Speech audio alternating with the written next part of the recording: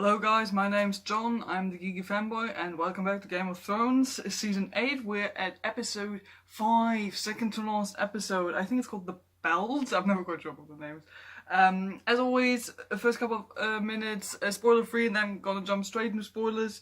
And I can tell you it's gonna be a bit of a rant this time because, oh boy, do I have opinions. But first off, spoiler free, what did I think of the episode? I did not like it as much as last week's episode. I know a lot of people had a problem with last week's episode, but I thought it was alright. I liked it, had some good character moments. But this week, I'm thoroughly disappointed and legitimately angry with this episode. Like, I know that Game of Thrones has had its problems for a while now, and I did not like Season 7, and I do have my issues with some of the past episodes of this season, but this is really the first episode of this season where I'm like, I straight up do not like it, because there are only like 2 or 3 moments in the episode I like, and they're like little character moments or character interactions which I thought were nice, but the rest of it, I don't know, there are some developments in there that I thought did not make any sense at all. Like, there was some setup in the previous episode that I thought they were going to develop a bit more, or at least in a better way, and they do it in the worst way possible, to be completely honest. There's a lot of fighting, obviously, in this episode, as you might expect, but despite that, it felt a bit too long. Like, the episode, again, is 18 minutes long or something, and in certain parts it felt a bit too long because we were following some characters through the city, through the battle, where I was wondering, why do I keep following this character? I don't need to see this character every third minute or so if they're not really gonna do anything. Yeah, some of the main characters also get, like Jon, Daenerys, you know, the usual suspects, they also get a bit sidelined, I thought, which was a bit unfortunate. Again, Game of Thrones logic just all over the place in this episode. Stuff that happened or had a certain effect in previous episodes, complete null and void in this episode, where you're wondering, how does this work? How does this work? And as I said, I don't want to spoil it in those first couple of minutes, but obviously we have some, like, you know, emotional moments again, character deaths or whatever, or certain battles, and I was not happy with most of them. I honestly wasn't. I was disappointed. I was straight up angry after this episode, how some of that stuff in the episode played out. And I honestly don't like what they're basically setting up now with this episode, because it all seems to fall into a very generic pattern. Like, ultimate generic mainstream, where I'm fearing they're gonna do the most obvious thing for the last episode. I didn't want them to do that. I just don't. And I fear that they're exactly going for the most mainstream battle or ending that you could imagine for Game of Thrones if you followed the show.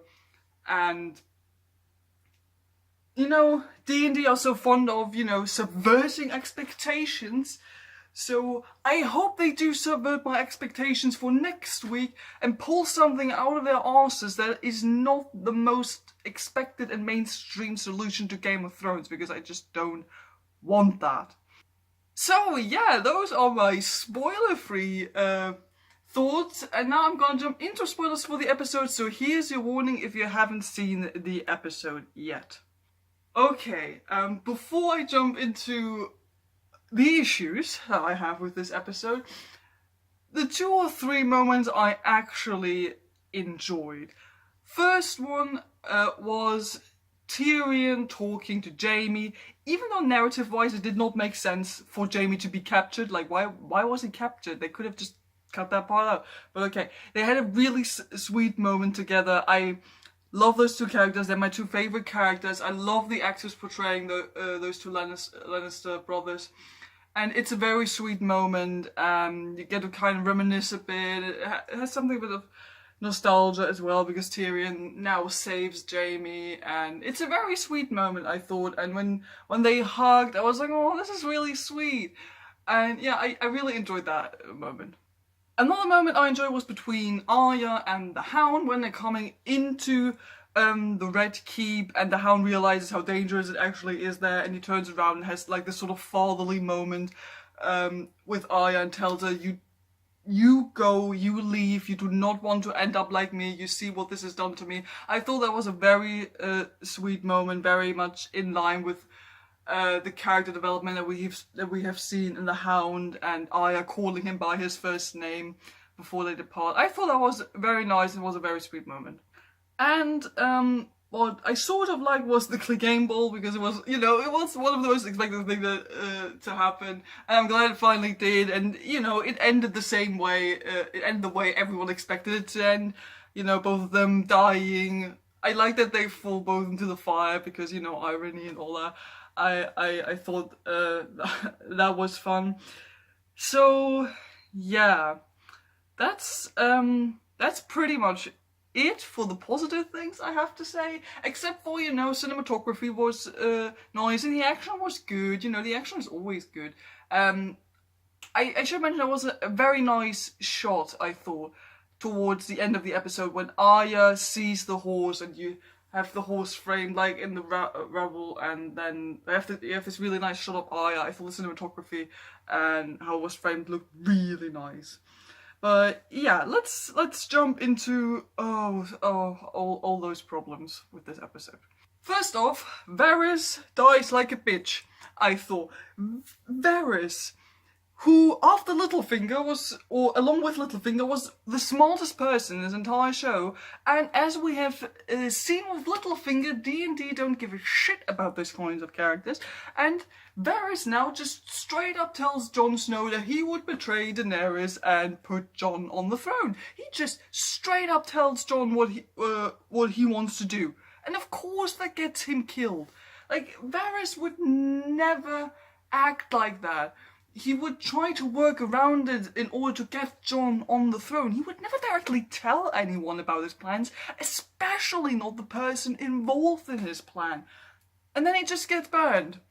Like, congrats, you killed Littlefinger and Varys. Like, they're two completely silly characters, and I'm just, no, next thing. Okay, so apparently the Scorpions, the ballista thingies, have gone from 95% chance to hit a dragon to negative 1000%, because suddenly no one can hit a dragon, also not Euron, even though the dragon is flying directly at them and over the ships and over the castle and over the city. No one can hit this dragon. The dragon in general, wow, OPS hell in this episode. Daenerys doesn't even need an army. She doesn't even need 3 dragons. She needs 1 dragon in order to win this entire war. She just comes in, burns down the entire fleet without getting hit, burns down all the ballistas on the outside of the city, burns down the entire Golden Company army, which, by the way, most useful army in the history of Game of Thrones ever. This was just OP as fuck, and what I said, Game of Thrones logic, out the window. Ballistas, Scorpions don't do anything. Also regarding logic, because I just talked about that, the Clegane Ball fight thing, I thought it was kind of weird that, you know, the Mountain just kind of threw Qyburn down the stairs, and like immediately his head exploded, but like he punches the Hound multiple times and throws him against the walls, and the Hound is fine, just like that. I was like, this, how? Logic, Game of Thrones, it exists, please use it. The battle itself, I thought, was mostly alright. What bothered me though, and this is what I meant earlier with, like, there were stretches in the episode where I thought I don't have to see this right now. Why were we following Arya so much throughout this episode? We had to follow her for, like, I don't know, at least 15 minutes of this episode running through King's Landing while it's getting burned. And of course Arya is not just gonna die like that, because she's Queen of Plot Armor. Like, she's not gonna die, so why do I have to watch her for 15 minutes running through the city? I don't need that. I could have had like 2 or 3 scenes maybe showing her having some struggle as she tries to escape, and then, I don't know, 20 minutes before the episode ends, or even 30 minutes before the episode ends, she gets out with the horse. That would have been enough. I was fine with that. What was even the point of her coming along with the hound up to that point, only for her to go back, to have that trouble, even though we knew she was not gonna die just like that. I thought there could have been something else in there, or at least not her that much, because I wanted to see, for once, I wanted to see more of Jon and Daenerys, even though I don't really care about them that much as characters. For Daenerys maybe, but not so much for Jon, but I thought they're the main characters, they're fighting in this battle, I want to see what's going on with them. I don't want to see Arya running around the city for 15 minutes. Okay, speaking of battle and burning down the city, Daenerys, the Mad Queen. I know I said in my review of last week's episode that I kind of like the idea that they're setting up for her to be the Mad Queen. That I kind of like that idea, even though it has not been that well established in the show, admittedly. But I thought the idea was would be interesting if executed well in the next episode. And, well, they completely butchered it and made it so senseless and useless. First thing, I expected Daenerys at the end of last week's episode for her to just straight up go to her dragon, in the opening of this episode, straight up go to her dragon, fly, turn around, burn Cersei down. Or at least burn the Red Keep down, or I don't know. Why did she go back? Why did she have to go back and be like, oh, I can't eat anything, and I'm depressed, and now I'm mad, and that just made no sense. And I get that she was angry. I understood that, how that worked for her, how she was not really taking it, even though it wasn't Sunday's death that got her, not the death of her first dragon or the death of her second dragon. She has more emotional reactions to some rando dying on the street than when her dragons died, and she didn't go crazy then. The thing is, they made this work for themselves in the worst way possible. Daenerys burns everything down, the fleet, the Golden Company, all that. That made sense. I was fine with that. I was cool, badass, even though a bit OP, but okay. And then she lands there, and she even waits. You can see her rage, but she waits for Cersei to surrender. And I thought Cersei was not going to surrender. And that would have made sense. If Cersei would have not have surrendered, then Daenerys could have been like, okay, no mercy, bitch, I'm gonna kill you. Then I would have got that. I would have understood that, but no. The bells ring, meaning the Lannister army and the Royal army has surrendered. And you can even see Jon's army and all the other people being like, oh yeah, thank God. And it is that moment, shortly after the bells rang, that Daenerys just burns the entire city down. Why?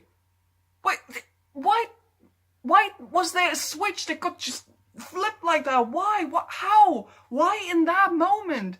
Why did they do it like that for her to be the Mad Queen? It made no sense. It made no sense. It was, in that way, it felt more out of character than it already did last week when people were complaining that they're setting up to be the Mad Queen. This was the worst way possible to execute this, because no one now is buying it that she changed and became the Mad Queen, because it just went from there to there in an instant, for no reason. After they surrendered, it would have at least made a bit more sense if they had not surrendered, but they did. And she just burns the city down. Why didn't she just go straight for the Red Keep and burn down Cersei? No, at first she burns down everything except Cersei.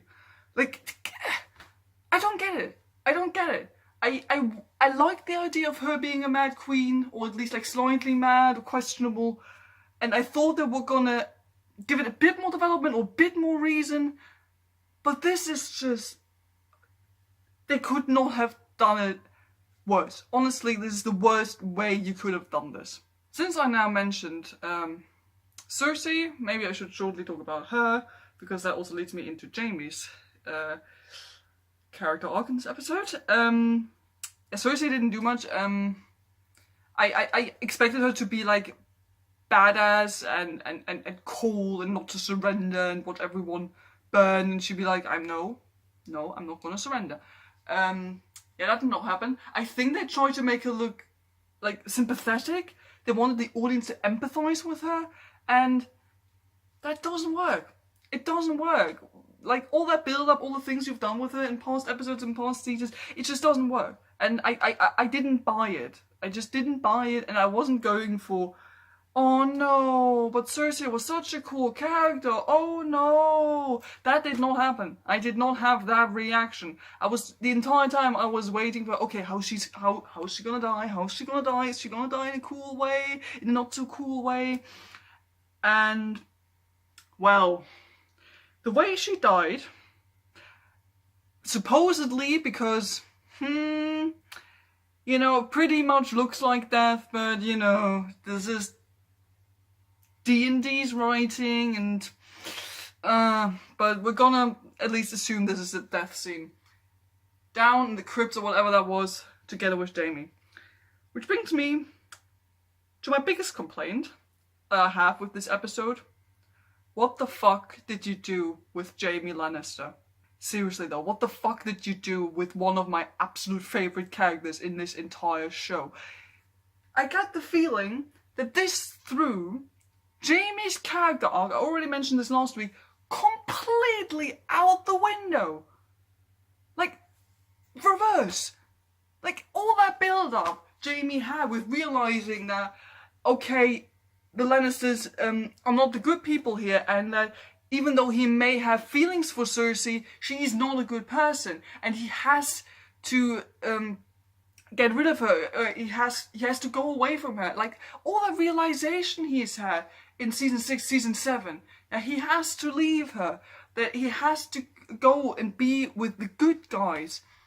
And now, like we saw in last week's episode, through Brienne, he actually found someone who is good for him, who appreciates him the way he is in a healthy way. And then they just go like, oh no, I'm hurt, I'm hateful, I've always been hateful just like Cersei, and we're meant to be together. And then he just goes.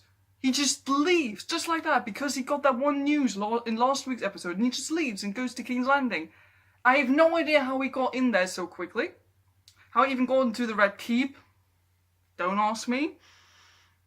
And you know, I had this little bit of hope that he was gonna go to King's Landing in order to kill Cersei. Because he realized, I can't do this anymore. She's gonna drag me down. She's gonna drag everyone down into hell. And I can't do this to the others. I can't do this to Brienne. And I can't do this to myself. I have to kill her. Like, this is what I expected would happen. And even until the last moment, I was waiting for him to, I don't know, stab her in the back, whatever, strangle her. I don't know. Like, up until the end, when they were in the crypt or whatever, everything was falling down, I was like, at least mercy kill her now. You are the one who's supposed to kill her. And no, it's just so stupid. He really is, up till the end, he's like, we've always meant to be together. You are my greatest love. I am that hateful person. I'm here to protect you. And now we're gonna die in each other's arms. They embrace and they get killed by bricks. What the fuck? I was legitimately so mad, because if this is really how Jaime Lannister dies, if this really is the pan-ultimate death of Jaime Lannister, I'm so fucking pissed. Because no. I feel like they completely went back to what Jaime originally was.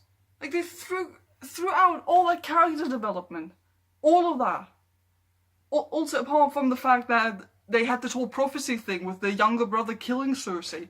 They had this perfectly set up for this to be one of the most badass and coolest and most dramatic deaths or murders in the entirety of the show. And they didn't do it. Instead, they decided, oh no, we're gonna have Cersei suddenly being all crying and emotional, trying to seem, you know... you know, sympathize with the audience, and we're gonna have Jaime Lannister, and we'll throw his character arc completely out the window for the two of them to embrace and then get hit by bricks and die. Fuck you, whoever wrote that. Okay, and last thing, I already mentioned it in my spoiler-free part. I don't like what this episode is setting up because, in my opinion, they're probably setting up the most basic, the most mainstream, most expected battle anyone could have thought of who watched Game of Thrones. They're setting up that Jon is gonna fight against Daenerys because everyone now realizes Daenerys is mad and she's not a good queen. And Jon will get the throne at the end of the day, probably. Of course he does, because it's Jon fucking Snow. And if they're really going for this, if they're going just for Jon Snow versus Daenerys, and Jon wins at the end, because why would Daenerys win now that she's mad? If they're really going for this as the ending, that's just lame. That's just lame.